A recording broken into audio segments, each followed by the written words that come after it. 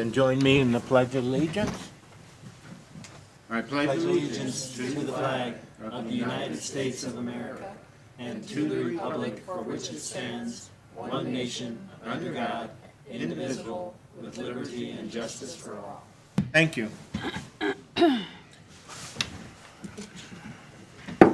I'd like to call the, sorry about that, May 27th, 2025, Craig City Council meeting to order.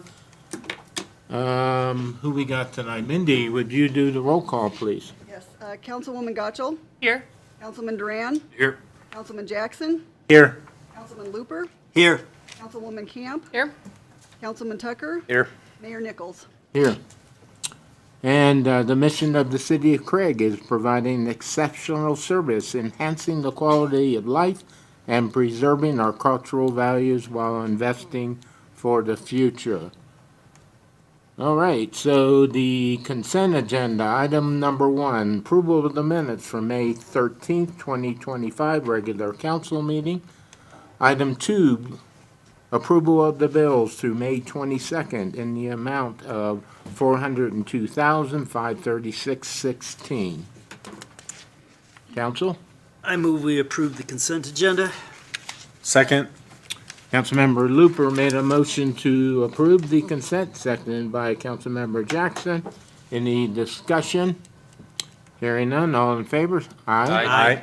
Opposed? Consent agenda passes as presented. Item 2, the agenda. Approval of the agenda for the May 27th, May 2025 regular council meeting. Council?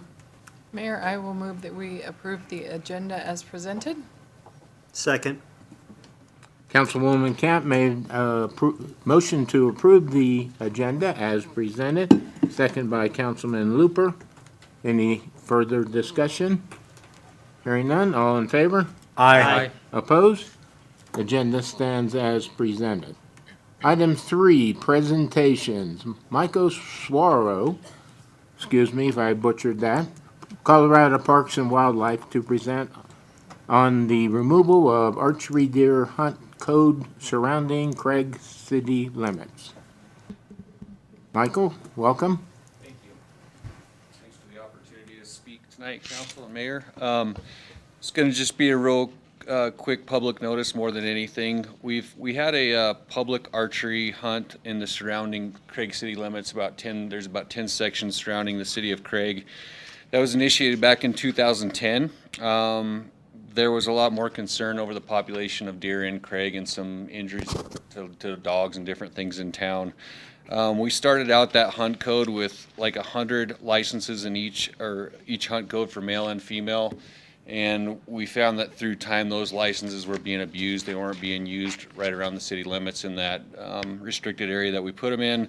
We were finding them being utilized outside of that city, outside of that 10 square mile or section buffer around town, and being used out in units 3, 4, and 301 outside, and 13 outside of just that buffer area.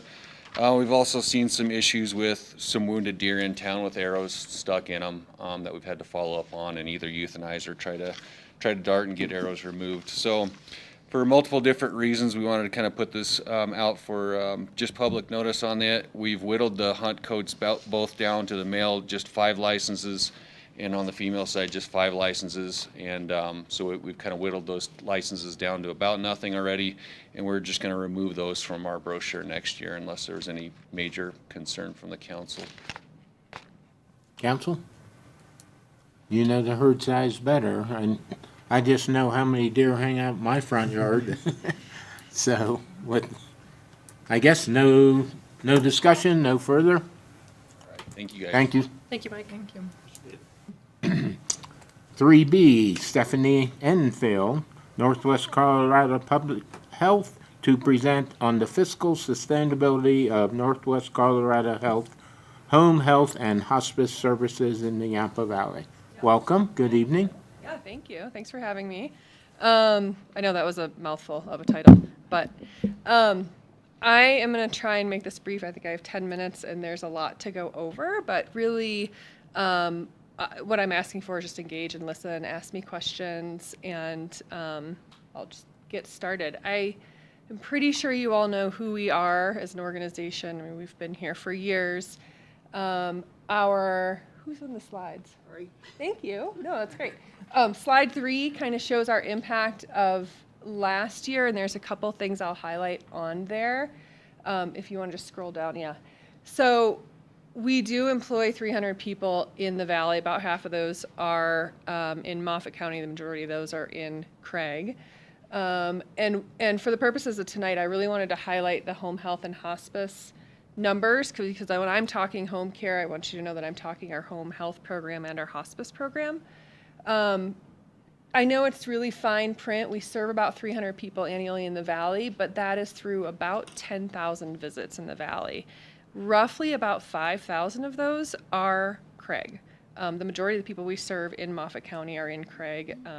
You know your population in Moffat and your population here. So the majority of those visits are in Craig, and our staff travels 250,000 miles throughout the valley to be able to serve people in their homes. So if you keep going, our history is, we could probably redo that slide, that's a lot of detail, but for the intents and purposes of tonight, you should know that Northwest Colorado Health formerly, and yes, it's okay to call us the VNA, we totally accept that, but the history is that Moffat County and Routt County came together back in 1964 and formed an organization because they felt that they wanted nurses and caretakers out in people's homes taking care of the community. And that's exactly how we came to be, and that's still a very strong part of who we are today and what we provide the community. I'm just going to jump right into the risks because this presentation is all about fiscal sustainability and where we are as an organization for the home health and hospice programs. So this slide, it's not going to be a surprise to you. It's not a surprise to any rural safety net organization that runs any sort of services in a frontier or rural area. Obviously, we continually have staffing challenges. We are, this may be news to you, but we are in a designated health service shortage area, meaning there are not enough providers to meet the needs of the people in the community. We have funding unknowns, just like anybody else who participates in Medicaid and Medicare right now, but that's not really the purpose or intent of this conversation. Those are out there, and they're actually not going to put home health or hospice at risk. That's not the issue tonight. The issue is the current funding reality. Our board this year approved a negative budget for the first time since I've been with the organization. I've been there for about 13 years. And that was really hard for them. And they were like, this is reality, it's a realistic budget, but we don't have many options, we have to figure something else. So we entered into this year knowing that we were going to be at a deficit and have to make up some of that deficit or shift our model or shift what we do. The reason isn't surprising either. We all know costs are going up. I just bought a bag of cherries for $19 at the grocery store. I'm like, what? So like the cost of doing business, insurance, building costs, fixing things, cars, our fleets, like you all know, you're shaking your heads, yes, like the costs have been on the rise for some time. In programs where Medicaid and Medicare are your biggest payers, the reimbursement has not gone up in almost about the same time as I've been there, or it goes up to a point that doesn't match where we're having to increase staff to keep our staff, right? So last year it didn't go up at all. We did 3% increases. This year it'll go up 1.6%. We'll try and do 3% again because we need to keep our staff to do what they do. So there's this gap that has been growing. And to the point that the gap now for the entire program of home health and hospice throughout Routt and Moffat is about $900,000. I've fundraised for $300,000. We have fundraised for about $300,000 of that this year. $100,000 of that came from Memorial Regional Health, which is amazing. But it doesn't. That's a third of what we need to get to keep these programs sustainable in the short term. In the long term, there is an article that came out in the Steamboat pilot. It didn't come out here, but you can see that I did make an ask to Routt County commissioners to try and do some tax mechanism to support at least the Routt County services in the long term. I am fully aware, I've lived in the Valley for 20 years, I'm fully aware that that's maybe or maybe not an option here, but half of that deficit is here in this community. So just want to be fully transparent and honest about that. If you keep going, the rest of this presentation, it's really long and I know I have 10 minutes. And it really describes what home health and hospice is, why it is a broken system from a payer standpoint. How many of you have ever received home health or hospice services from anybody in our, or anybody you know or loved? A lot of people know what it is. So I think what's important to know is that the people that we are serving under that system are in this community as well. And it's not, you think of elderly people, you think of people above 65, but we actually serve anybody, any age. We have sent babies home from the hospital on home health, so they get to go home with their moms. And we do serve anybody regardless of ability to pay. So there's a very strong charity care program. So if you don't have insurance or Medicaid or Medicare, we're still helping you in your home and helping you thrive. I want to save space for questions. So if you go down to kind of the bottom, the last two slides, I think. One thing that's important to note, and the question I get a lot is, well, then how does this work in other communities? And the answer, we've done a lot of research in the last couple months, and we've been kind of digging into this last year or two. One of the answers is that it doesn't. There are hundreds of home health and hospice agencies throughout Colorado. The majority of those are in Denver or Grand Junction. The ones that participate in Medicaid or Medicare that are in rural or frontier areas that will serve anybody, not just a select few out of the community, there's only 8 of those that are not attached to a hospital. So we're the only ones in Colorado who is run by a nonprofit, who serves anybody with regardless of the ability to pay, and who does home health and hospice. And so it is not happening in other communities, and other communities are going without. So I want to get into what it looks like to go without, and then I'll pause and you all can ask me questions. We actually had a really severe nursing shortage 2 years ago, and did have to say no to hospice referrals for about 2 weeks, and that led to one patient not receiving hospice care when he absolutely should have received hospice care. And I sat down with the wife who actually had to take care of her husband without hospice. The second story in here kind of tells the story of what she went through. She was scrambling she said, we winged it for 10 days and 10 nights. They, at the very end, found one private nurse to come in. She did have financial means to make that happen, which isn't the case for everybody.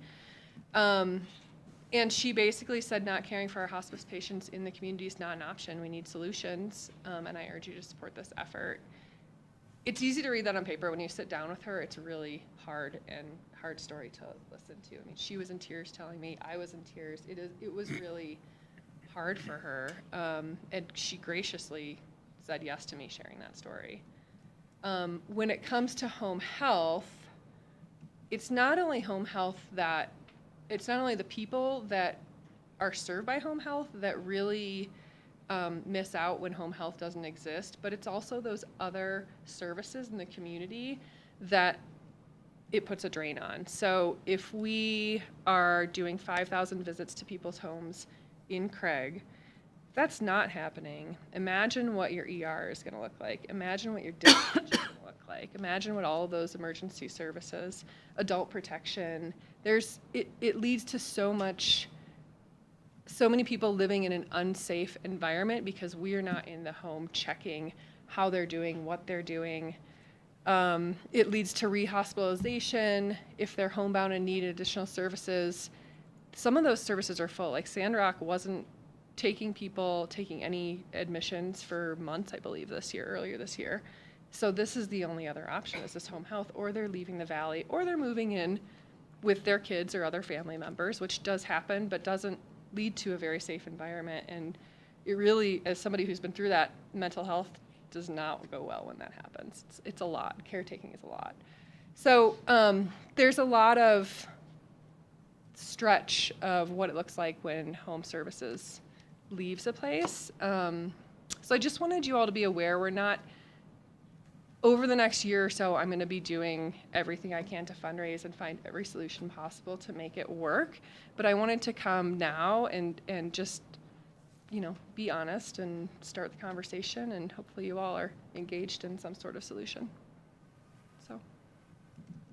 Well, thank you for that, advance warning.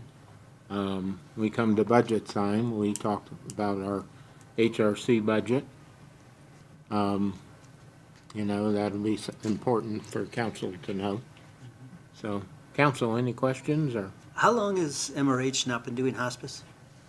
I think they stopped 2 to 3 years ago. They started around 2015, 16, and stopped in about 2020, 2021. Yeah, because that is one of the other solutions that happens in rural or frontier is the hospital does Hospital it. takes it over. They did it. They shut it down because they were like, this loses. is a money Yeah, loser. it's not a moneymaker. Yeah, which, And the funding, when rural home health was started, has it always been that you don't get reimbursed for your mileage or that type? Because I mean, No. one of your examples, I don't know where it was that you have the Denver area where you can cover a ton of people in a short period, whereas here you're driving a huge county. Yeah, that's a great point. No, it used to be reimbursed. Back, up until about the 80s or 90s, the model was fiscally sustainable. And then it shifted, and a lot of people got out of the business. Very recently, within the last 5 years, mileage reimbursement was taken away. And that really has, in this huge. area, that really has hurt us a lot, for sure. Yeah, because there's no, if you want to serve everybody in the county, there's no efficiencies to be gained there, right? Right. So. So along with MRH, UC Health doesn't provide any hospice? Yes. But they provide funding? They provide funding. They don't do home health and hospice. They won't take it on either. It's just such a losing game, unfortunately. And we've talked to them about that, and they were like, "Yeah, if we take that on, we have to cut something else, right? It's not something that we can just hand off to a partner and be like, okay, it's your problem. It's not going to work under anybody's umbrella, right? So it doesn't really make And sense. then what did you say your deficit was this year? This year it's about $900,000, which is big. It's big. And your fundraising, you have the Duckies, you have what else? Yes, thank you. Yeah, the Duckies is really hospice oriented. It's just hospice, Right. so that's a huge one, and it's at the same time as the Balloon Fiesta here, which is cool. And then we do a couple other events scattered throughout the year that focus on the entire organization, which obviously always helps the bottom line. We're going to start to develop an annual one that will shift this year from the anniversary of taking on Casey's Pond, but we'll shift that into the all the services we do for the senior care. So it'll shift to home health and hospice eventually, which will be great. But those are long-term things to set up, and it takes a long Right, time to that's- build all the dollars that we need. And that's what I was wondering, the $900,000 loss, does that have anything to do with taking on Casey's Pond? It doesn't. No, Okay. no. Casey's is supporting itself. It is thriving. It is almost full. Okay. The Haven is full, and Sandrock was not taking on. So that is where all of those inpatient or living situation supports are taken care of. Home health is that next option to keep people in the valley. Right? Yeah. It's a good question though. Any further? Well, thank you, Stephanie. Appreciate it. Thank you. Thank you. Thank you. 3C, Melanie Kilpatrick, Executive Assistant to the City Manager and Project Manager for the Yampa River Corridor Project, will give an update on the Yampa River Corridor Project, Craig River Park. Good evening, Council. Melanie, well, evening. Thank you, Mayor. Good evening, Council. So I just wanted to provide a brief project update as we just wrapped up the second construction season of the in-stream improvements. at the River Park, and there's still a little bit of work to be completed. But as review, the original construction contract for the in-stream components was awarded to Diggin' It River Works as a requirement as the low bid for the EDA grant award. The project team experienced many challenges with Diggin' It River Works since he mobilized in January of 2024. And even when the city was putting forth immense efforts to help the contractor succeed. So this year, April 17th, Diggin' It submitted a voluntary default termination, and his surety has proactively and collaboratively stepped up to stabilize the project. We have every confidence that the surety will complete the project when the permit season opens back up late this summer, and we're actively navigating that process now. I'll emphasize that the work that Diggin' It did complete is high quality, and the city expects to have a beautiful river project when the project is complete, but we've just had a plethora of hurdles to deal with this one. So for the upland improvements, Anson Excavating, and Mike's here tonight, was awarded the contract and mobilized this February, and that was after delays due to the Diggin' It situation. Anson has been exceptional to work with and is on track for a fall completion for the upland improvements at that site. So I'll pivot from construction update to marketing update. The Craig River Park has been a 2025 priority objective as we prepare to complete the project this year. And I'm pleased to announce to council that we were awarded an AGNC mini grant recently, and that supports a $10,000 project cost, which will be towards marketing of the River Park, and a $5,000 grant from AGNC with the remaining 50% project cost match, which will be split by our Parks and Rec project budget and the economic development budget. Active promotion will serve and showcase the project to attract industry, residents, and visitors. And we will work with Marketing Alliance. Shannon currently works with Marketing Alliance for the EDAC promotion to implement that scope of work. So I know that was a priority at the recent council retreat, so just wanted to provide a brief update on progress made on that objective. In the memo that I included in the packet, just does have a brief background and history of the project, which I won't review tonight, but I will jump to the budget just so you have an active update of what the budget's reflecting. Even with the challenges, we're still doing okay as far as my bottom line budget number. Some of the anticipated costs will include, we added significant engineering oversight to support the project when we were going through challenges with Diggin' It, and that has been immensely helpful working through things. And we will have some upland adjustments to help with the flooding situation, as well as the vault toilet will be added in as a contract on those project expenses. You'll also see, just as a review, all of the funding partners contributing to the project, and certainly this project would not be able to be completed or approached without all the support from our project funders, providing monetary support, technical support, marketing support. So I'm grateful for all of our contributors on that side of things. Just a brief recap on return on investment. It's a unique project with our Economic Development Administration grant. We had to secure business beneficiaries. So just as review, Good Vibes River Gear, Bad Alibi Distillery, and Tunatua RV Park are our 3 committed business beneficiaries, which are a unique private-public partnership to the project, committing job creation, job retention, and private investment. And you can kind of see the significant trickle-down impact that we anticipate. We will track that impact 9 years post-project implementation, and so we'll have some great data associated with the project once we bring it online. So as you can see, the projected 249 new jobs and 31.5 million generated from the initial commitments. So fairly significant from the economic development side of things.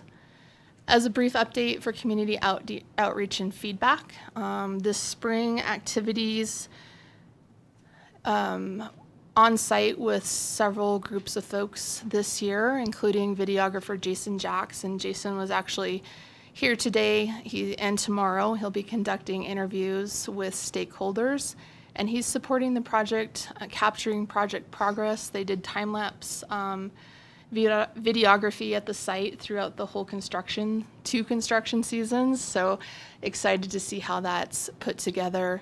And that was provided from one of our funding partners, Resources Legacy Fund, supporting the project with that marketing support. He recently just returned from Mountain Film Fest, showcasing some work. He does some really incredible professional films, and I'm really excited to see how we showcase the project when he's done editing everything together. Peter and I did meet with the golf course just to talk through solutions through how to remedy the flooding situation there. There's some impacts still on the back nine with flooding, and we're looking at that with SGM and how we can move forward with some remedies. I was also on site with the rest of the Parks and Recreation team as we prepare to bring this project online as Parks Inventory, just getting everyone in that department familiar with the project and what to expect as we work towards completion this fall. Let's see. And lastly, I did do an interview with Luke Ryan. He is the co-director of the Water Desk here, which is in partnership with CU. We talked about the project. We talked about, just water impacts and many things, and just what a cool story it is for our community and what we hope to bring with the project. So, and I guess lastly, I did provide an update to EDAC in May to that group, just kind of where things stand with the project. Attachments in your packet, I did include the new branding for the River Park, so how we'll be showcasing the Craig River Park and encompassing, we did kind of pivot a little bit from Craig Whitewater Park to Craig River Park, and just really hoping to encompass, it's not just for water users, it's also for people that want to come to the park, picnic, walk. There'll be nature-based play areas, shelters, and just there's a lot of amenities for many groups in our community to come take advantage of, not just in-stream river recreationalists. So that's how we'll feature the project as we work together with Marketing Alliance to further promote the project with the marketing support. Additionally, I included just a QR code and a link to the article from Business View magazine, which is economic development focused. Shannon and I did speak heavily about recreation, the project, and just how that supports economic development in our area. So happy to answer any questions that you may have. Questions for Melanie? I'll plan to keep you updated as we kind of work through this process, and I think that was the best thing that could happen to, unfortunately get through a challenging situation, but it seems like we're going to be able to complete things with less drama and, just wrap things up and have a great product. So I'm excited. What did the default do to the time schedule overall? Overall, I think it's going to improve the timeline. I think we're going to be able to address things logically and systematically and stick to a schedule as anticipated. So overall, I think we're going to get back on track again with this fall completion and not have all the headache and issues to deal with in between. And so far, so good, and I'm hopeful that'll continue. Melanie, with the replacement of Digging It, are they hired their own firm? What are they doing to finish it? Yeah, great question. So right now, the surety did put out a big package, and so there's a couple options how that could proceed. So they could, their hope is, one, to tender a completion contract, so they would secure the contractor, and then we would facilitate that going forward. Two would be they would just take over completion. The surety would kind of manage the contractor as a completion contract.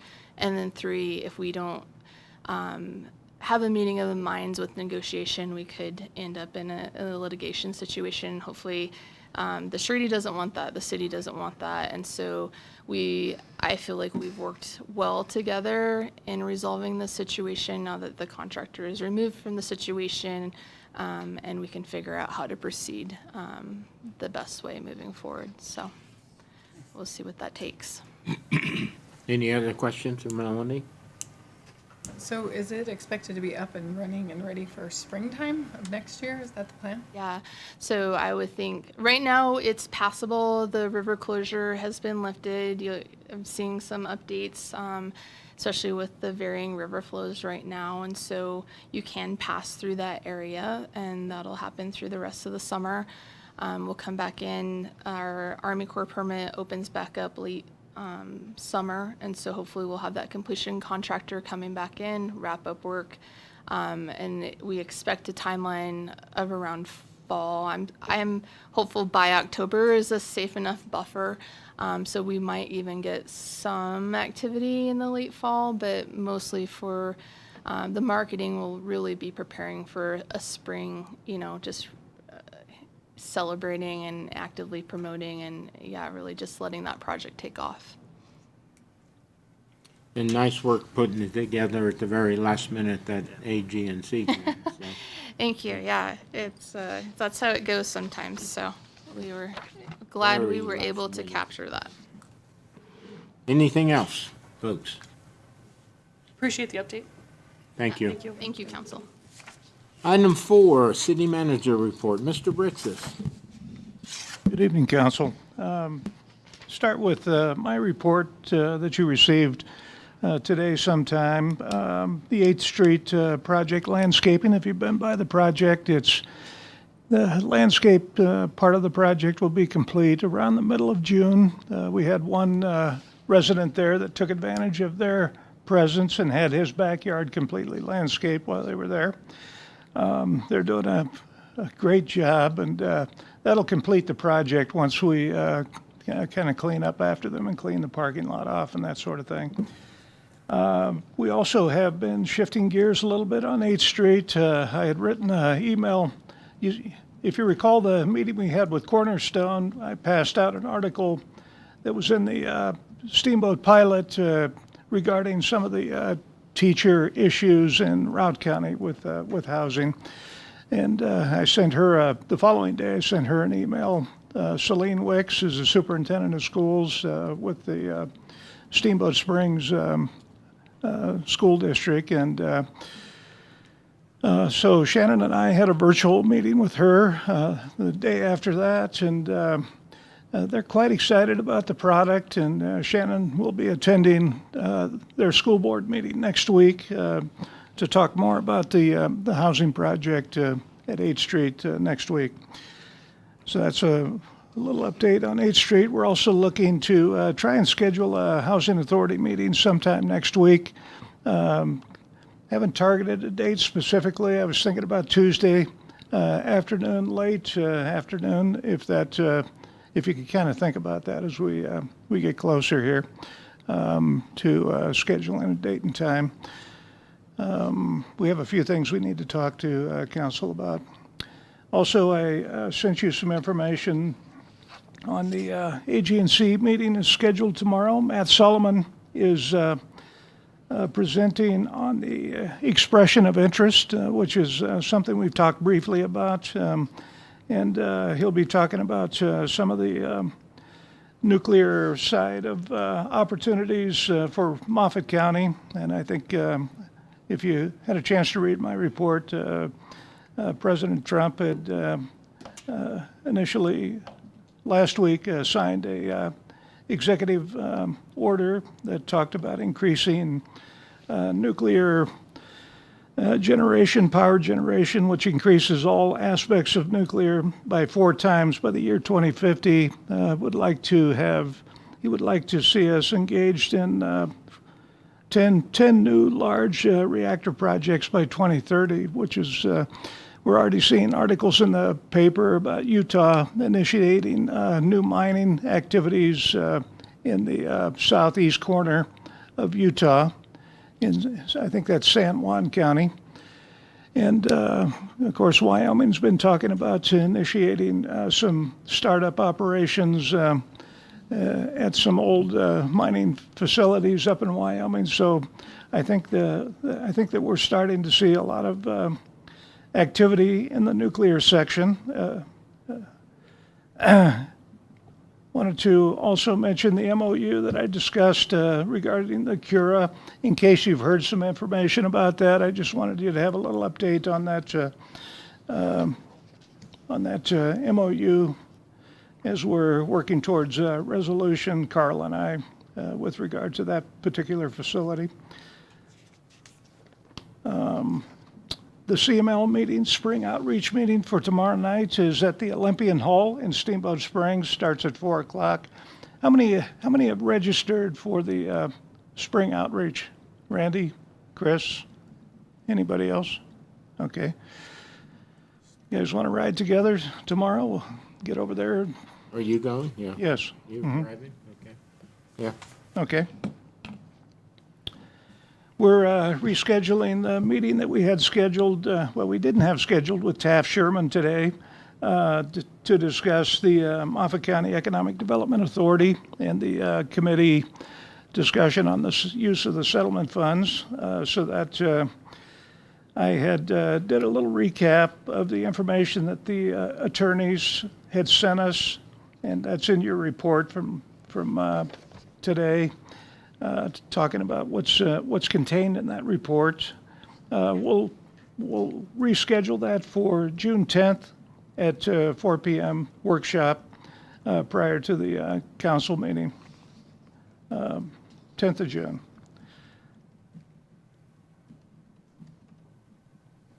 Unless you have any questions, that's all I was going to cover tonight. Council, any? I just had one, Peter. Okay. On 8th Street. I just wanted clarification. So you and the city has initiated contacts with Steamboat School District on the housing? Based on that article, yes. Okay, so I thought our realtor was going to be more proactive in trying to market, and so. Well, I think that's the kind of marketing it's going to take in order to generate some opportunities. So they're not going with Shannon then, right? Actually, she was going to invite them to accompany her at the Well- meeting. Yeah, I'm just surprised, let's put it that way. Yep. Okay. Have we presented at Moffett County School Board meetings on that? I know we've had open houses and stuff, but have we actually been? well, we have, yes, we've gone to the school a couple of times early, prior to the completion of the project, to initiate some discussion on housing, and Something to do again with the new pricing structure and that's something we're needing to do again. then do we have any update on the Woodbury on the dugouts with where it's at? We just got an update from the, with the sureties taking over the Well, we project. Are we, same thing going on there? We have an RFP out where the surety has advised us to complete an RFP process and select a contractor. And that's where we're at currently with the project. Thank you. It looks like the project completion is probably going to be around September, October timeframe to finish it up. Can the fields be used? or- Yeah, What's that? fields be used is They'll my be question. used. Yes. Yeah, they're accommodating that with some temporary, you've probably seen those shelters, those tents they put up out there to function as a dugout. Okay. If they're still standing, some of them have blown away. We had to reestablish them, but yeah. I think that's important because I learned at the Parks and Rec meeting that we have 2 weekends at Triple Crown. That was my This question. Two weekends? Yeah, which is Cool. really good. So We will be, awesome. we are prepared to handle that. Yeah. That is very nice. Cool. Anything else? That's all I had. Thank you. Okay, item 5, council reports. Luke? I had a daughter graduating this week, and that kept me pretty busy, so no meetings this week. Andrea? I don't have anything either. I don't have L&D meeting until early June. All right, Randy? Okay, I had an RTA meeting, the formation committee. We looked over the survey that we had sent out.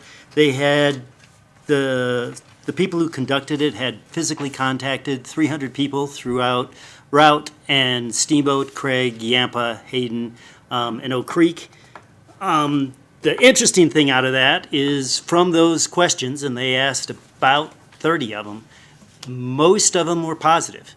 Not a lot positive, it depends, but I like even in Moffett or in Craig, most of them were 55 to 60% positive, and overall somewhere around 60%.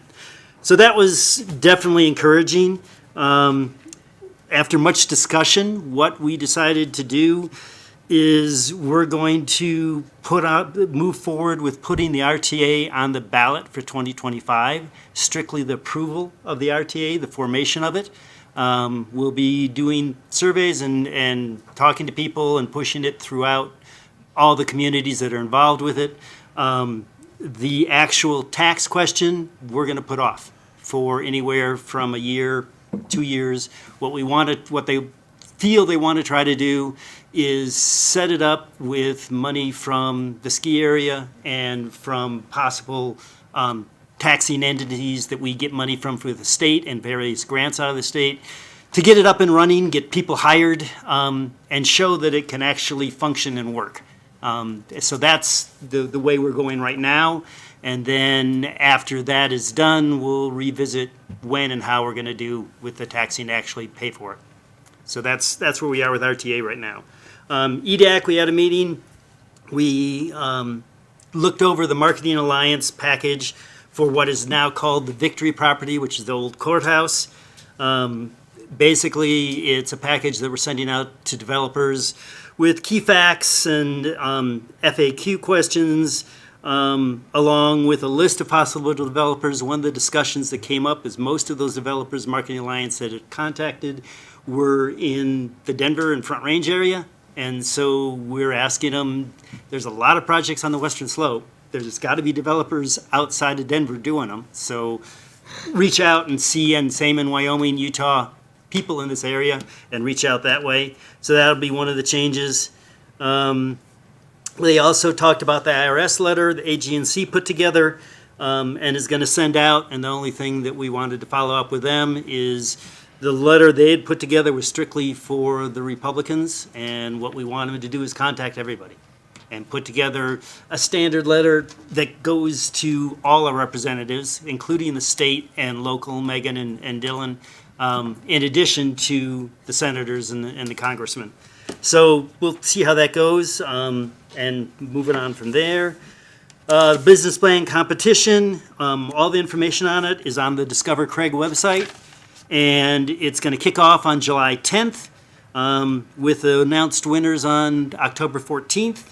So that's, I mean, they've had a lot of interest and a lot of inquiries. It's good. We started with 3, then we went to 6, and I think without it even kicking off, we've had a lot more inquiries of what's involved with it. So I think that's positive. We also, Shannon talked about the RFQ for the master developer for the industrial park, that went out at that time. The due date, I think, was 5/21. Peter can follow up on that. Okay, so it was 5/21. And then on the 10th, we'll talk about it with as far as what response we got, and if we did get a response, how do we want to move forward with a master developer for it. I did a tour with Peter and Shannon and Chris of the Fitch Ranch. It was amazing. They had all their financiers there, everyone involved with the project. My numbers that I remember, which is different than what Christine had said, is that it's going to be a 40 to 48,000 square foot project, not a 30 to 38,000. Versus the 8,000 they currently have. The other thing in the tour that I was amazed at is I had gone through Brothers, I don't know, years ago when we first moved here, and it's amazing. I've never been in a facility, meat packing any type, that is as clean and with the electronics and all the equipment they have. It just totally amazed me. They have up to 32 employees right now, which is a big increase from where it used to be. The future site initially will be up to 100 employees.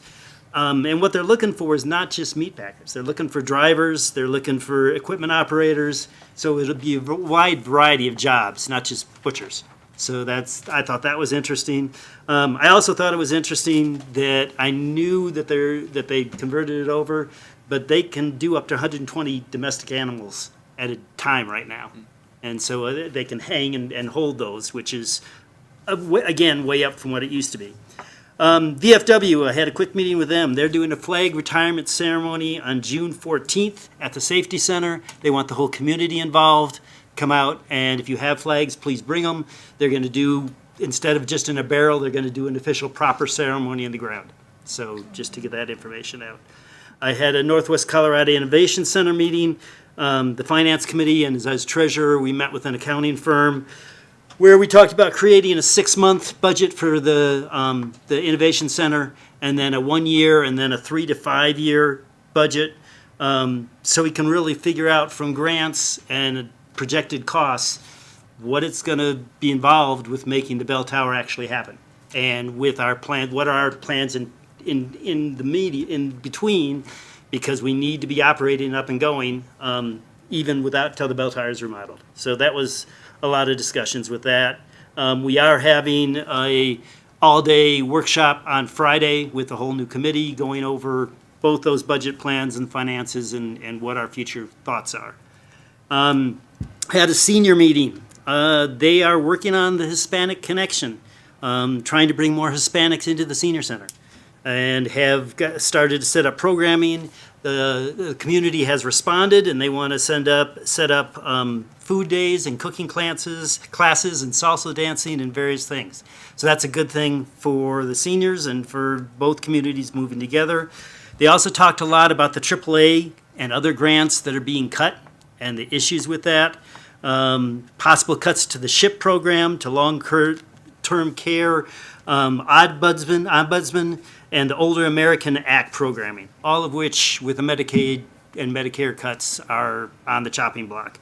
They want to try to set up a workshop with both the city and the county together to talk about advocating against these cuts and what their options are. So that, I'm not sure if they've reached out yet, but they were going to reach out to both the city and the county to try to set that up.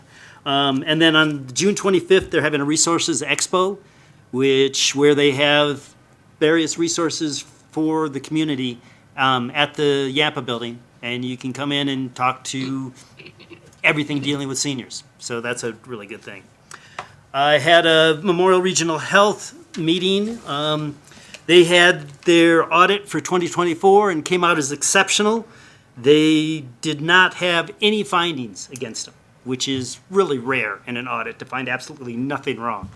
And the other thing that I thought was amazing is their ending balance went from $7,434,000 up to $14,902,860 between 2023 and 2024. So they're on the positive, and they're up and moving. They are paving the parking lot of the specialty lot. They'll be doing that this summer, so get rid of some of the potholes and the other issues they have over there. And then they had a presentation from Behavioral Health. Austin Hill has taken that over and done an amazing job. They are dealing with patients in crisis and dealing within the hospital and the emergency room.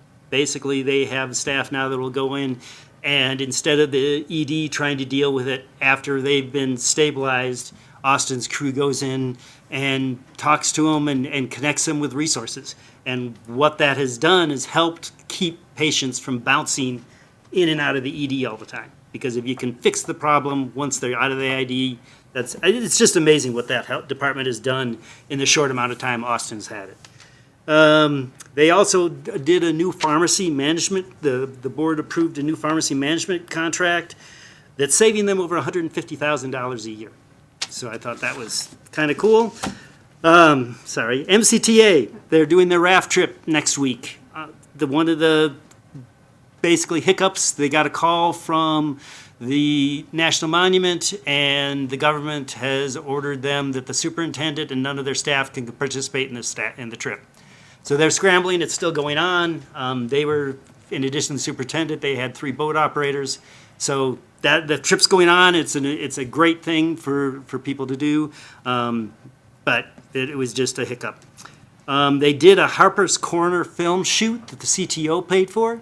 So that's another great promotional thing that will be out there in addition to the PBS special that was out last month. What else? From CTO, international and Canadian tourists, Colorado is expecting it to be close to zero this next year. So just for us to be aware, that's a huge cut in Colorado tourism. And what else?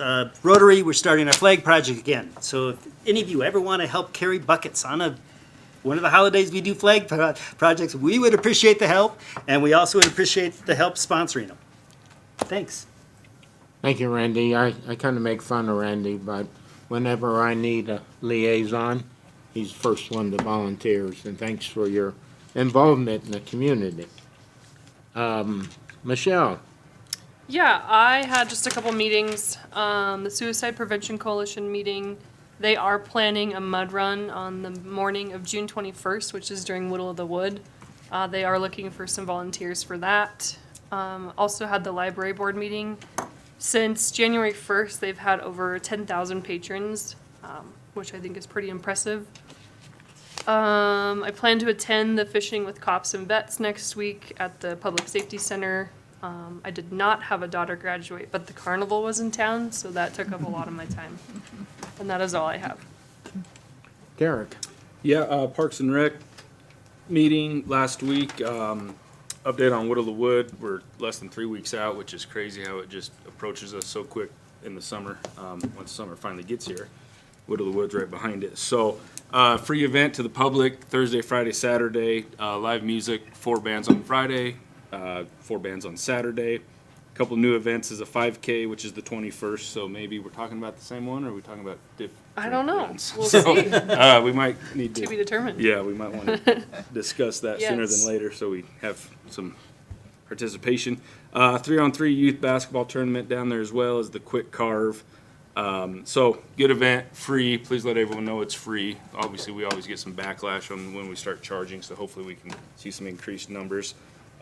Good carving pool from the country and from out of the country coming to carve this year. So big event. Got an update on Where the Hell's Maybell ride. Looked like they had 104 riders, which is pretty good. Travis mentioned that it's growing numbers from out-of-town participants, which is good. And they also sold about $1,200 worth of merchandise, which was impressive. So good update there. Got some updates on youth participation. It sounds like baseball numbers are slightly down this year. However, the soccer participation numbers are projected to exceed over 300 participants. So large program, always looking for coaches, refs, volunteers. And then Anita was not at the meeting, but she provided a great update on the pool, which opens this Friday, the 30th. They do have 45 staff members this year, 7 new lifeguards, 16 swim lesson instructors, which has doubled the amount from last year.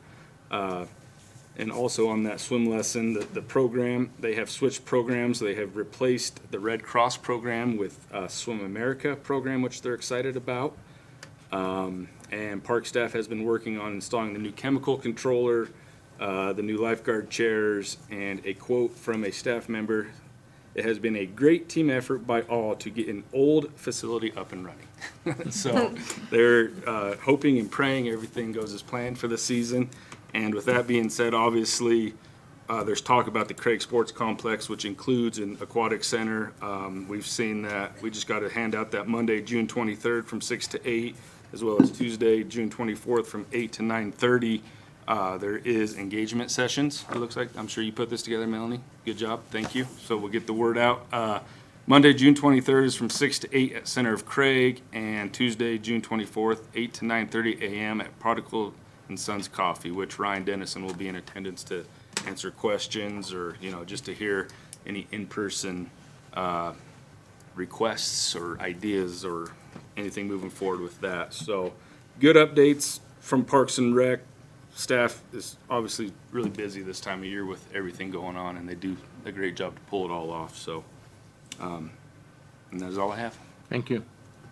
Jesse? All right, I had one meeting with CNCC that I missed due to work, so that's all I got. Okay. Since Randy has so much, I don't have a ton here, so I did attend the NWCDC meeting. A lot of what Christine Rambo presented tonight, we go over at those meetings, and a lot of the funding for projects. They do a great job of going over the available grants and what the eligibility is for them pretty quickly. And Shannon's our representative from the city. I sit in as an alternate, and I generally make those meetings. Attended the Craig Rural Fire Protection District Board of Directors meeting. The main point is, well, always to pay the bills and do all the business of the district, is applications are being opened for their early probationary member entry program, where each year, every August, they hire for the next calendar year probationary members. Well, this program, if they get their application in now, they can start this summer, start training, getting a jump on their training and certification, and hopefully enroll in the class by, the fall class or the fall hiring for next year. Craig Fire Rescue is completely volunteer or paid per call. There is no one full-time paid position, and that's the administrative assistant. And volunteers is what keeps your fire department responding to emergencies. So we're kind of a little bit short-staffed. Daytime fires, if you're available for daytime, they'd love to have you enter the program and be available and help. May 19th, Randy talked about the Fitch Ranch tour. In my previous life, I toured a lot of meat packing facilities, Salt Lake City, California, Golden State Foods. Autos and, Fitch Ranch is, a little bit smaller facility, but their automation and what they're doing to increase productivity, it's pretty amazing for the size of their operation. And their expansion is going to allow them to move all the beef to the new section and being able to process, the game and sheep and other animals in the old facility. And they were going to process, 120 some animals a day, and this new facility allowed them to almost triple that. So it's pretty amazing that, like Randy touched, the cleanliness, and the tour was there to help their financiers, potential financiers, see the facility and believe in what they're doing.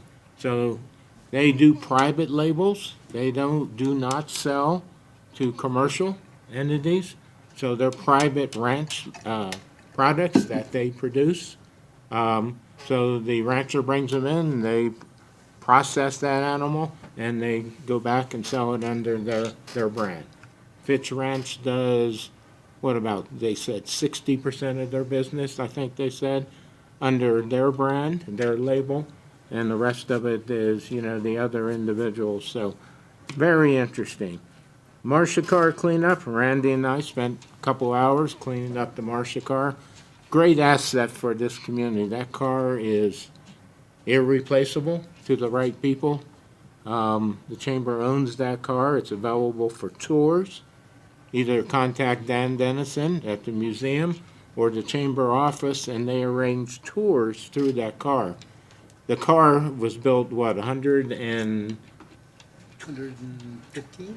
14, I'd say 100, almost 120 years ago. Right. And just see the technology then compared to now, and it's pretty amazing. That car was pretty advanced for its time, if you really get in there and spend some times.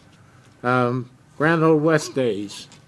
I didn't attend the carnival. My stomach doesn't allow for that anymore, but granddaughters did, and it was packed the entire time. I hope the chamber made pre-sales ticket sales a pretty good number. That also helps the chamber in fundraising as well. But the Parrot Heads, Northwest Colorado chapter of the Parrot Heads, did concessions during the dance on Saturday night. All the money that we make from that goes to scholarships, as well as flower pot sales. Flower pots were sold out. We're selling 150 pots that will be distributed and placed around the city of Craig. So it's a little different colors in the flower pots this year, but they're sold out. But between the beer sales and the flower pots, that's what we finance our scholarships with. So pretty worthwhile, fundraisers. I did attend the commissioners' meeting this morning. Other than their 10-item consent agenda, they had the sheriff's office do a presentation to discuss sheriff's office employee compensation. They did a 3-county survey, leaving out Routt County, because we all know we can't necessarily compete with Routt County. And Moffett County Sheriff's Department have the lowest wages of all 3 surrounding counties. So the commissioners voted in a 5 to 20% rate, depending on percent raise, per every employee in the sheriff's department, depending on their job position, what kind of raise they got. The purpose of the raise was to help reduce their turnover rate. Over the last year, they are short 8 positions currently, 3 on patrol and 5 in the jail. So the commissioners received all this information in a prior workshop, and so they approved the increase. Also, Human Resource Department presented a final employment offer for a county attorney. They made an offer to Max Salazar, which will work 24 hours a week with regular office hours, and so the commissioners approved that.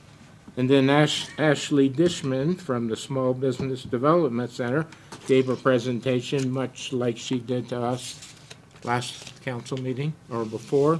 It was interesting to hear how NWCDC and SBDC work together and complement each other, because I asked that question today, are we competing with each other?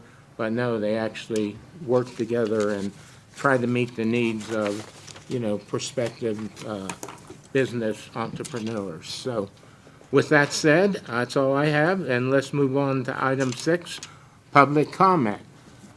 Regular city council agendas and council packets are posted on the city's website to keep residents informed of the city council's actions and deliberations that affect the community.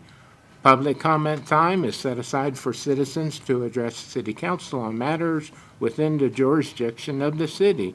Each speaker is allotted 3 minutes to speak. Okay, with that said, I won't read all the rest of that. Public comment is open. Anybody would like to address council, please come forward. Good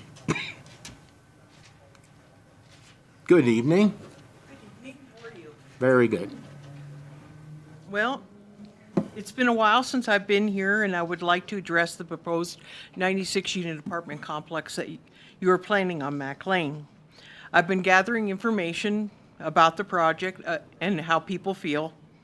I've gone to Steamboat and Hayden gathering what I believe to be some important information. Steamboat is building housing for workers. They've been doing that for quite some time. There are 10 plus affordable housing projects in the works. I asked some of the workers around town in Steamboat about the housing there, and they said it's too expensive, their lack of family housing, and very congestive due to traffic and a number of people either moving there or workers. I asked them, why would you not want to move to Hayden or Craig? And they reminded me that the cost of gas, wear and tear on your vehicle, dangerous driving on Highway 14, and other factors didn't make that cost effective or safe. So I checked with the housing in Hayden. The town of Hayden can't even convince people to live in their new affordable housing called The Loft. Many apartment/townhouses stand empty because they are not affordable. The pet restrictions are added. It's $50 a month for each pet and $500 a year for your damage fee.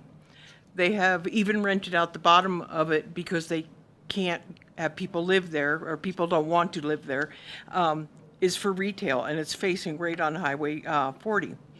Then I checked with people of Craig. Rent is too high, a lot of restrictions. Look at the townhouses on 8th Street. 2 is sold, and now you've lowered the price. I'm sorry, but I've looked at them, toured them when they first came out, that they're not what most people want. They have no yard, and the HOA is outrageous, and it's not for a family. I've checked, and there are about 29 houses, mobile homes, and other buildings out there to purchase that are around $300,000 price point. And on a 30-year loan, it would be way cheaper than the 2 to 3 bedroom apartments that they want to build on Mac Lane. Then it would be, then the people would not have any equity into that. They would be just throwing their money away. Also, they would not be affordable. I have quite a few people come by our place on Mac Lane to ask how those apartments will be squeezed into that 5-acre parcel. Most are saying what we've been saying all along: traffic will double or maybe even triple, as 213 parking spaces are proposed. It will be a cluster for everyone in the area, dangerous for walkers, families out for a bike ride, or many kids that walk to and from work or school. It is, as I have stated before, it's already a speedway. The police already are way too busy keeping up with all the other things that go on. This whole project is not taking care of the citizens of Craig. You're just helping out Steamboat. Craig doesn't want that. We don't want to be like Steamboat. You need to take care of the hardworking people here, the people that have built this town into the place we want to live and raise our kids. You're not a You're over time already, so Oh, wrap up, please. okay. We are not a tourist town like Steamboat. Craig is probably going to be going through some tough changes in the near future. School and businesses will be hit hard. You need to be concerned with families, store owners, and the agricultural community and seniors of Craig before Steamboat. Thank you. Thank you. Appreciate it. Public comment. Chance to address city council. Going once, going twice. Okay, moving on. Item 7, public hearing. We have none. Item 8, other business. Item 8A, city attorney Heather Cannon to present for discussion and approval Resolution 6, 2025, a resolution to appoint an alternate city clerk in the absence of the city clerk. Ms. Cannon. Thank you, Mayor. Good evening, council. This obviously is a self-explanatory resolution. I don't think you really know what's missing until somebody's missing. And so we've had some issues come up where we needed Katie, and our code restricts us to Katie making certain approvals. And so in the event that she's gone in the future, whether it's a vacation or something else, we need to have somebody appointed to be able to fill her role and to sign off on things like renewal for liquor license applications. And so I think the proposed person would be Mindy to fill in her spot if she's unavailable. And I think in the future, you know, it's contemplated that Brianne would eventually be in that spot, and so we can come with another resolution when she's ready to take on that role. But for now, we need somebody to be able to sign off on liquor license renewals and things like that when she's not available. And Mindy is more than willing, right? Yeah, okay. All right, questions for Heather?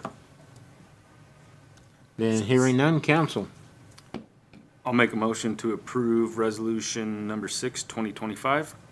Second. Councilman Duran made a motion to approve Resolution 6, 2025, second by Councilman Looper. Any further discussion? Hearing none, all in favor? Aye. Opposed? It's approved. Item B, Finance Director Mindy Elliott to present for discussion and approval Resolution Number 7, 2025, a resolution to appropriate $20,450 in the solid waste fund for single-use bag fee collections. Ms. Elliott. Good evening, Mayor and Council. So this resolution, so we collect a single-use bag fee that we've started since Colorado did away with plastic bags. In order to use the funding, it has to be used towards a recycled item.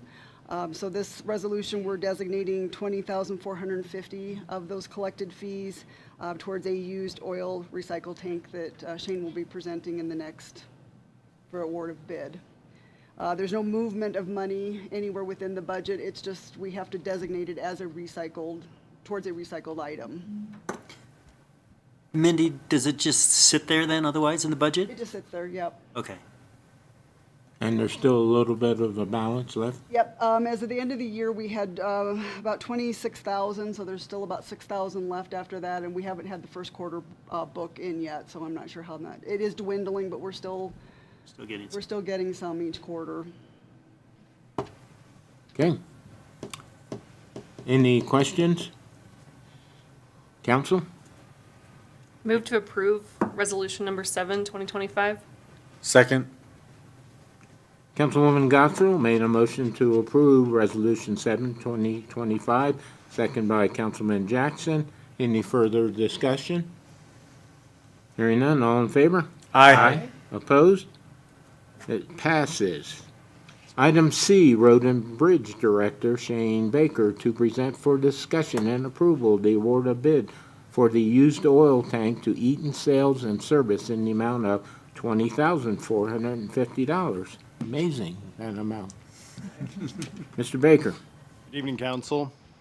Tonight we're requesting City Council's approval for the purchase of a 1,500-gallon used oil tank that will replace the current one that's in service out at our recycling site there across from our shop that we bought in 2005.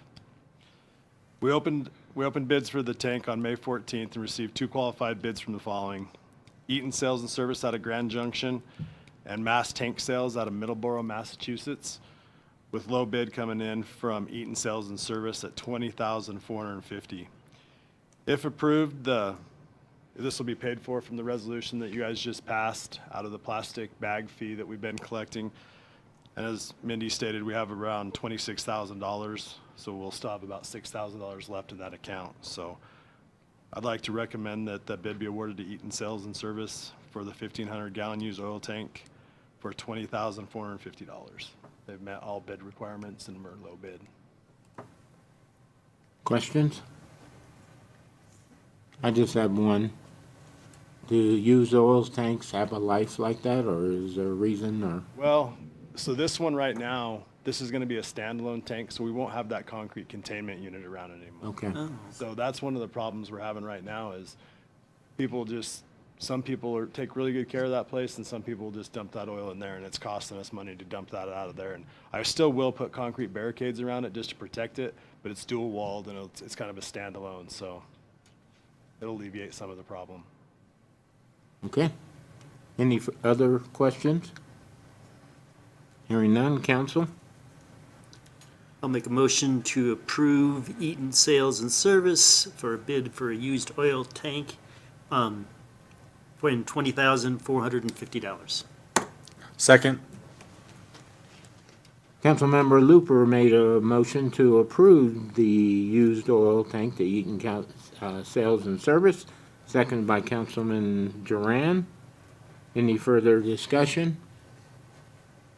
Hearing none, all in favor? Aye. Opposed? It's approved. City Attorney Heather Cannon to present for discussion and approval a memorandum of understanding between the City of Craig and Moffett County for the metering of water for the cemetery. Thank you, Mayor. This is the MOU that was discussed in the previous council meeting. So just following up for discussion and potential approval of the MOU between the city and the county for the watering or the metering of the watering at the cemetery.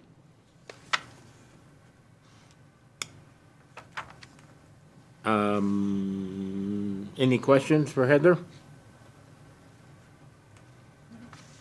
Does the work group want to give any further information on it, or So I think, Mayor, we should probably take a motion and then. then discuss it?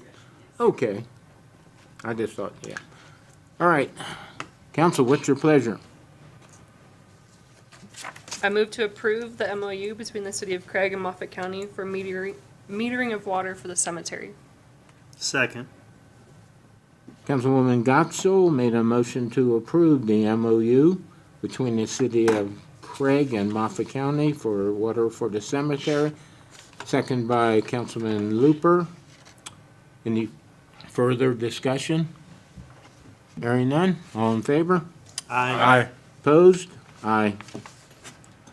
And the reason I voted no on that is I don't see any public benefit on this. It's taking from one budget, the city's budget, putting it in the county. We're not saving money anywhere. Okay, so I hope future projects that we can do, and I love that we're working together, somewhere there has to be taxpayers' benefit. Okay, so, because this one, our water fund is paying more, and do you think the county's going to decrease their budget anywhere? So that's my no vote. So moving on. Finance Director Mindy Elliott to present for discussion and approval Resolution Number 8, 2025. A resolution to appropriate $15,337.50 in the water fund for property acquisition, parcel number, legal description, subdivision, Mount View, Lot 1 through 19, Block 16. Ms. Elliott. Good evening again. So this resolution is to appropriate the $15,337.50 into the water fund for the purchase of the parcel that was approved at the last council meeting. This includes the purchase price plus all closing costs. Any questions? Hearing none, council, your pleasure. I'll make a motion to approve taking $15,337.50 from the water fund for property acquisition parcel number 065736106002. Second. Councilman Looper made a motion to approve Resolution Number 8, 2025, second by Councilman Duran. Any further discussion? So we approved this last week, we're just last council, we're just appropriate. Okay? Any other? Hearing none, all in favor? Aye. Opposed? Resolution Number 8 is approved. Item F, Finance Director Mindy Elliott to present for discussion and approval Resolution 9, 2025. A resolution to appropriate $15,000 in the general fund for Yampa Valley Regional Airport contribution not accomplished in 2024. Ms. Elliott? So this resolution, it's for the 2024 contribution that council had approved in the budget session. We didn't receive an invoice, so it never got paid, and so it was missed when we did the carryover allocation. So we're just rectifying that with appropriating the $15,000 from 2024 so that we can pay them. Questions? Is there a reason why, I mean, are they now going to invoice it and we'll just pay out that full Yeah. amount of the 30,000? Yep, so this is how, they invoiced us for the 2025 contribution that was approved in the 2025 budget, and when they were doing that process, they realized they had never sent us an invoice for 2024. And we realized we had not done the carryover and, searching through, and we had not received an invoice, so it was never paid. Maybe they don't need the money that bad. They forgot. They were very appreciative that we were going to pay it. I do think the Yampa Valley Regional Airport is an economic development benefit for our community. Airline service for any larger employer is one thing that they look for, and, for their staff. And our presence at the airport is quite dominant, Moffett County. The LMD funded Moffett County Tourism, and on their lighted backboard and video that's right there in the baggage claim area. So I do think it's an important contribution and participation from the city. With that said, any further questions? Council? Mayor, I will move to approve resolution number 9, 2025. Second. Okay, Who was that, Derek? it was Jesse. Or Jesse? All right, Councilwoman Camp made a motion to approve resolution number 9, 2025, second by Councilman Jackson. Any further discussion? Hearing none, all in favor? Aye. Opposed? It passes, resolution number 9. Item G, City Attorney Heather Cannon to present for discussion and approval, Resolution 10, 2025, an amended resolution declaring the City of Craig's decision to opt out of the Colorado Remote Public Access to Criminal Court Proceedings. Ms. Cannon? Thank you, Mayor. We previously passed this resolution, I believe, in 2023. Nothing's changing in the resolution. It was just discovered there was a typo, and so we're correcting that. I think council unanimously passed the previous resolution, which was to opt out of the live streaming, primarily because we don't have the staff to live stream. And so, a lot of the smaller municipalities have chosen to opt out. But nothing has changed. It was just correcting a typo. Any further questions or questions for Heather? Hearing none, council? I make a motion to approve. Go ahead. Go ahead, Luke. I'll make a motion to approve resolution number 10, 2025. Second.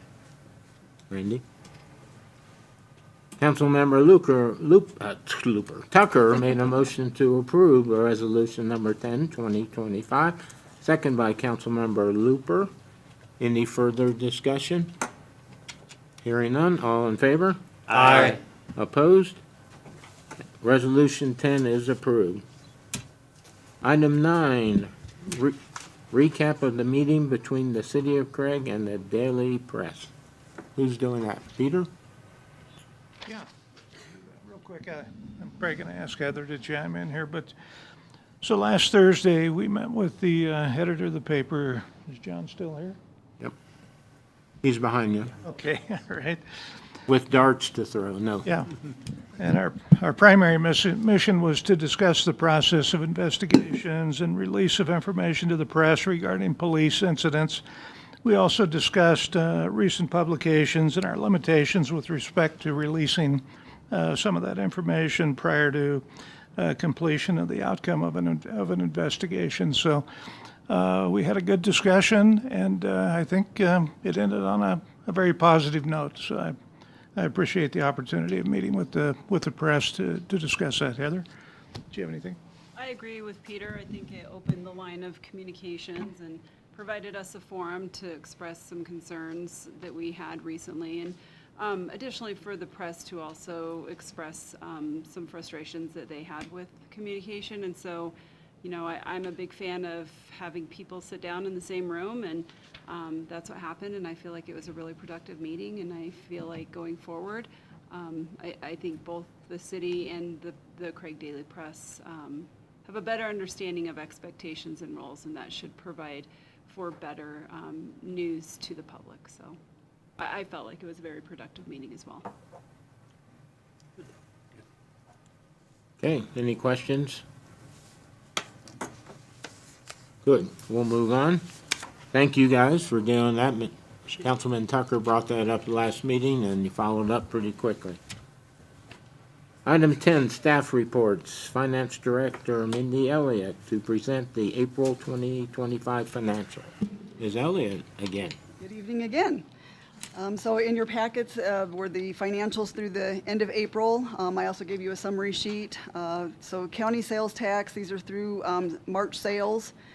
Compared to 2024, we're still down 31,000, and which is about just a little over 6.5%. And then compared to 2025 budget, we're down close to 40,000, which is 8.3%.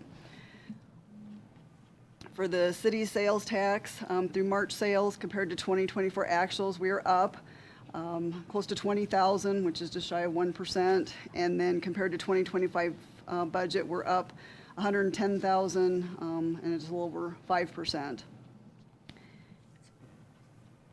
The next slide is the city graph, kind of shows compared to 2024 and 2025. That says, yeah. Most categories still are pretty even, a few exceptions. Grocery is down compared to last year, but oil and gas and the marijuana sales are up. And then the water revenue, compared to 2024 actuals, we're up over 52,000, which is about 5.45%. And compared to 2025 budget, we're up $4,319, just shy of 0.5%. And on wastewater, compared to 2024 actuals, we're up 122,000, which is a little over 15%. And compared to 2025 budget, up 4,400.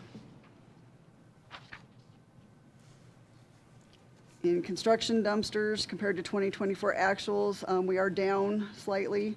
And then compared to 2025 budget, we are up just shy of 1,500.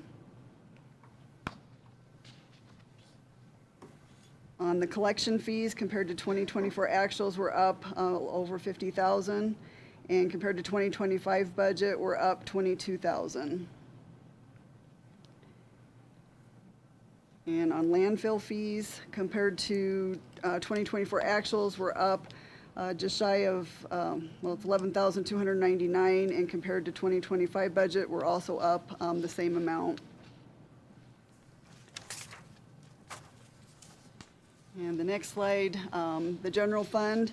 So our beginning fund balance was $23,501,906. We added revenues through April of $3,907,357.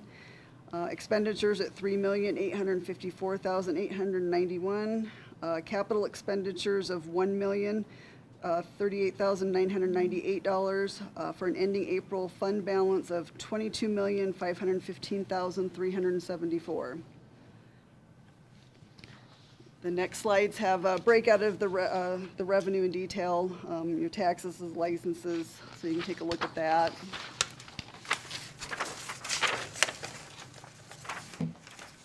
And our next one is the Capital Projects Fund. Started out with a beginning fund balance of $520,848. Added revenues of $68,018. Expenditures of $847 for an ending April fund balance of $588,019. In the museum fund, beginning fund balance was $515,698. Added revenues of $422,549. Expenditures of $184,342 for an ending fund balance of $753,905. Quick note, the additional 3% sales tax through March was $6,123. Mindy, on that marijuana sales tax, that we collect that and that goes to the general fund, correct? And then do you Yeah, we have it separated out, that 3% we have separated out, and then half of it goes to the library and half of it to the museum. Right. So on our end though, since the city does the museum, do you transfer that money monthly? We do. So they see that increase? Yes. So, okay. Yeah, we But issue- then the money that we receive, that we transfer to the library, we just transfer to the county, Right. not to the museum itself, correct? Correct. For the library portion, we issue an actual check out of accounts payable. So like I said, we have those segregated out so we know how much to send. But yeah, a check is issued to the library and then a transfer is made to the museum for their portion. Okay.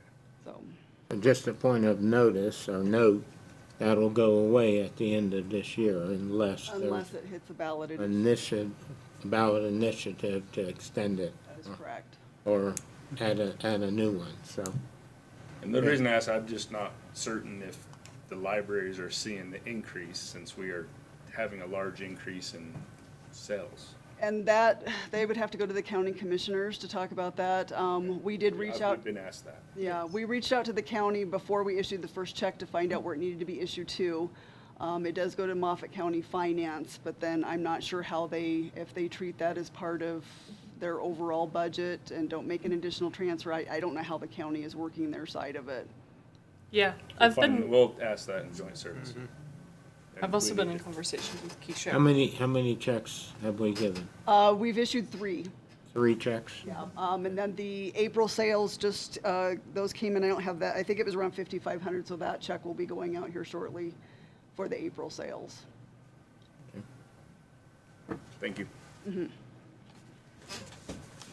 Okay, water fund, beginning balance $7,439,462. Added revenues of $1,183,482. Expenditures of $1,124,186 for an ending April fund balance of $7,498,758. And the wastewater fund, beginning fund balance, $3,839,919. Revenues of $962,342. Expenditures of $508,618 for an ending April fund balance of $4,293,643. And our solid waste fund, beginning balance $1,831,102. We added revenues through April of $718,881. Expenditures of $564,144 for an ending fund balance of $1,985,839. And our medical fund, beginning fund balance $469,449. Revenues of $957,843, expenditures of $961,399, and an ending fund balance of $465,894.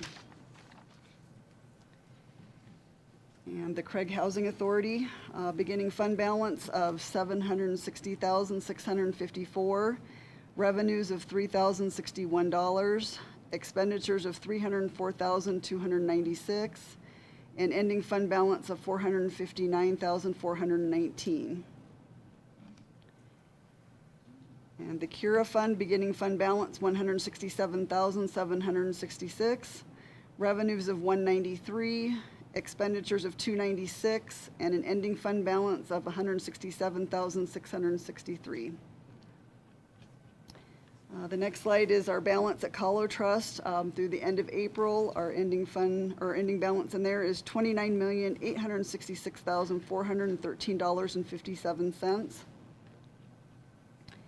And in C-Safe, $217,645.12. And then the final in the packet are the capital expenditure projects for 2025. Where they started and where they're at through the end of April and amounts remaining. Does anybody have any questions? Lindy, have we been able to track down the county sales tax variance and? Yeah, so it was the same as last month. So the closure of a business in town drove a majority of it. There was in February one time purchased last year in February that we don't have this year. It was something to do with out of the power plant. And then it's just been some are up and some are down. There's no significant driver in it, but the closure of the business is definitely An impact. an impact. We are doing better on the city sales tax. We aren't falling off like what a lot of the state. And we budgeted. And I saw there was the city and county of Denver was talking about their city sales tax and how it has fallen off. And so we're holding a little higher than what we had anticipated when we budgeted. And just so we remember, we budgeted a 4% decrease over. Over 2023 24. numbers, yeah. So, So we're coming in better than what we had anticipated was going to happen. And so we're beating the average by a little more. any other questions for Mindy? Okay, moving on to item 10B, Water and Wastewater Director Carl Way to give water and wastewater reports for April 2025. Mr. Ray, Good evening, Mayor and Council. don't you like how I said Mr. Ray and nothing else? Good evening, Mayor and Council. For April, the month of April for the Water Department, we maintain compliance with federal and state water quality reporting requirements, met our water distribution pressures, flows, and fire suppression, as well as consumer needs. Our water distribution foreman passed his pesticide applicator certification and now is completing the hands-on testing, hands-on training that should be. Water plant staff passed entry-level treatment certification and advanced distribution tests. And we continued cross-training between water treatment and water distribution. Not on this, I'd like to kind of give everybody a quick update on the lead service line identification. So we're moving into the potholing phase, and so we filed for a CDOT permit for areas that need to be potholed that are in CDOT right-of-ways, and we were issued that permit. And tentatively, we're either going to start Badger Daylighting as the contractor the state is using, and Badger Daylighting will start potholing either the week of June 9th or the week of June 23rd. Will be WSP is the state's contractor that's handling that, and they're going to provide us with door hangers, so we'll be putting out door hangers for all the residents that will be affected. And there will actually be 2 phases. Because we have to do as much of the identification and right of entry forms as possible before they'll pothole, we are not able to get all that completed in time. We have a lot of non-responsive residents that do not want to either deny our right of entry form or allow us to look at their service line. So it's been very challenging, and so we're going to do the initial phase in June, and then they'll Badger Daylighting will come back and do the rest of them a little bit later in the year. Carl, so they don't want to fill out the form saying they don't want you in, and yet they won't let you in? They won't let us in, or they don't respond. Either we don't have good contact information, or they don't return phone calls, or... So how does that affect? Do you just move on past them then, or what do you do? So there is a plus 20% to the sample pool that we have to get, and so we're working on that as well, but the response has been so low we may have to expand that even more, and it's a little unclear how large we can go up to in the plus percentage. Okay. As far as maintenance and improvements, we performed our regular task, including LKID release changes for spring runoff. Unfortunately, the forecast from CRBC and NOAA were a little bit more optimistic, so LKID is still about 2 feet below full. We like to have that full for Memorial Day, but didn't quite make that this year. A little bit too aggressive on releases from the River District's evaluation. As usual, this time of the year, we see a lot of utility locate requests. On average, we produced 1.2 million gallons of drinking water a day. The next slide, we had 112 locates, served 24 service turn-ons, turn-offs, 6 meter upgrades, and 3 frozen meters still in April. Some of those froze earlier in the year, and then, were just found out about and replaced during that time. And 7 MXUs, and then the final reads, and 9 non-payment shutoffs. So I think that about does it for water treatment and distribution, and wastewater treatment and collection. We complied with state and federal regulations, performed our daily, weekly, monthly, quarterly maintenance, treated an average of 909,000 gallons of wastewater per day, received 9,250 gallons of hauled waste. Collection system, we performed the same number of locates, 112 locates.